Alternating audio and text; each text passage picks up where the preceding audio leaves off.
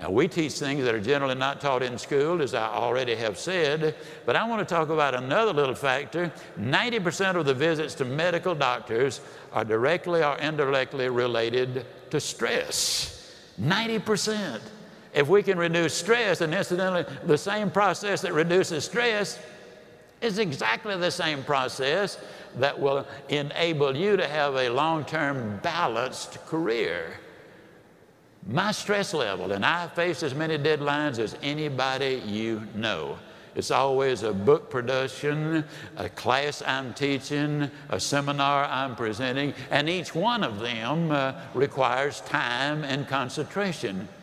Example, how many of you feel like I've made this talk before? Can I see your hand, please? Several hundred times. I made it yesterday. You know what I did between yesterday and today? I spent over 6 hours getting ready for today. You see, I think it would be arrogant if I thought I could stand up and spit it out just because I did it yesterday or hundreds of times. That's arrogance. That's when Buster Douglas knocks out Mike Tyson. That's when an expansion team in Houston beats an established NFL team in Dallas. I dare not. Look at the people here, several thousand. I'm taking over an hour. That's several thousand hours of time. Where would my integrity be if I came here unprepared to make something, a presentation that could make a difference in your life? There is no way. You got to prepare for it, ladies and gentlemen. When stress does hit you, how many of you will admit that after 9/11, maybe you had a little stress? Can I see your hands, please? All right.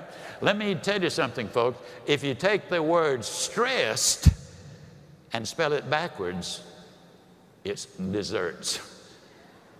When you respond to life instead of react to it, react is negative. You get sick, go to the doctor. She gives you a prescription, says, see me tomorrow. You walk in the next day, she said, uh-oh, it's not working. We have to change the prescription. You get a little nervous. But if she smiled and said, hey, it's working. And so she's just responded, and you feel better because now you see some real hope in order to get ahead in life. But I don't care how optimistic you are, and incidentally, for what it's worth, I am an optimist. I'd take my last $2 and buy a money belt with it. I mean, that's the way I'm put together. I'd go after Moby Dick in a rowboat and take the tartar sauce with me. Your optimism is an important fact of life. Zig Ziglar. Inspiring true performance.